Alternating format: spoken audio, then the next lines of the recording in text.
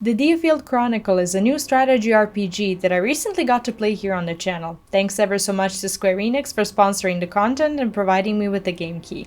After some 30 hours that it took me to fully complete the game, I wanted to share some thoughts and insight on my experience, so if you've been wondering whether this game might be for you without getting any story spoilers, stick around. First, let's talk about the things I enjoyed about the game. One of the best things about the DioField Chronicle, in my opinion, is the impeccable voice acting. It's emotional, very well crafted, and the British accent is doing this game a huge favor too. Not every line is voice acted, of course, but the important bits, as well as the side quests with cutscenes are, so there's always something to look forward to. The music is a real treat. I was very fortunate to receive the digital deluxe edition, along with the gorgeous DioField art book and the full soundtrack that I've been playing on repeat while working ever since, and yes, even while writing this very script. If you're into the intense, ominous sounds of war with a strong beat, as well as some gentle tunes, this might be something to look into. When it comes to the story, for the most part, I've really enjoyed it. The characters are unique and quirky, everyone with their own imperfections, that in my opinion give this game a special kind of charm. I'd say the character storylines are a lot more exciting and memorable than the plot itself, but I could just be saying that as I was a little bit surprised with how the game ended. I won't offer any spoilers, but I will say that the game has definitely left some room for a DLC, as the last chapter has left some loose ends that I would have liked to see tied. The combat itself is quite enjoyable. If you're an experienced turn-based strategist, you could argue that the game doesn't offer enough when it comes to combat depth, but for casual players who are looking for a cozy RTS, I'd say you're getting a pretty good deal. It took me a bit of time to devise a strategy on how to approach the enemies and which spell combos worked the best, but once I got that figured out, I felt very comfortable with the game and was looking forward to every mission, challenging myself to get it done within the time limit in order to get the bonus rewards. The fact that everyone can resurrect their fallen comrades by approaching them and clicking on their corpse was pretty useful, as you don't have to rely on a healer for that. The game complexity doesn't expand much further than what you see in the first few chapters, but if you've played through the demo and you like what you see, I'm pretty sure you'll like the rest of the game as well. When it comes to the game's systems, my most favorite thing about the game is by far the weapon development. With each weapon that you learn how to get, you're getting a special set of active and passive skills, and later on in the game, those become super powerful and you just look for opportunities to use those skills, as they are both powerful and look gorgeous in game. This has a downside too, being that you'll choose the weapons by skills and not by how powerful they are, so you'll most likely end up giving your side characters bad weapons with good skills.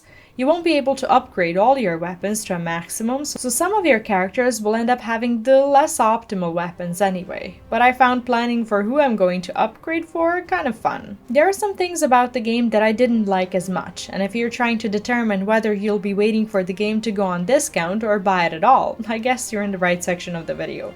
Something I already mentioned when I talked about the story is the way it wraps up, as there's no information on whether or not the game will ever receive a sequel or a DLC.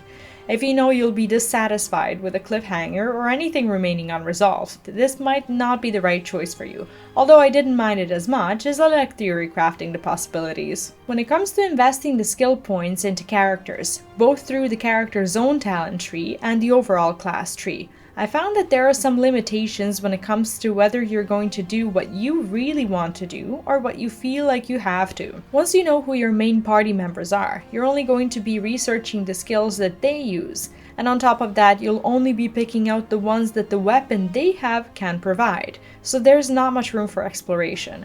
The individual talent tree leaves you a bit more room to explore, but I won't say that's impactful overall. Something else I found a bit lacking is the exploration when it comes to researching Magilumic orbs, which are basically summons that can really turn the tide of the battle.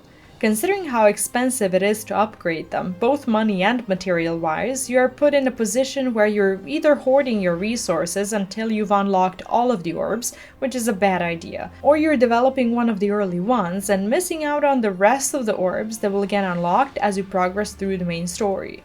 If I had known how awesome some of those other summons would be, I definitely would have waited with spending all my money and crystals on Fenrir and Bahamut, which are good, but I never got to play around with the other ones. Now, you could argue that one can explore the New Game Plus with the new weapons and orbs, but as it currently stands, the DioField Chronicle doesn't offer a New Game Plus as a feature that'll keep you engaged, since the enemies don't scale up to your high level, and that's just a shame, as you end up cheesing through them and not exploring enough of the gameplay that you'd like. I hope I was able to provide you with some useful information that'll help you decide whether or not you want to play the game right now.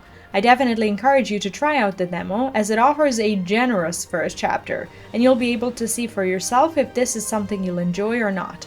If you have any questions or experiences with the game, please drop them in the comments, as it'll help others decide if this is the right game for them.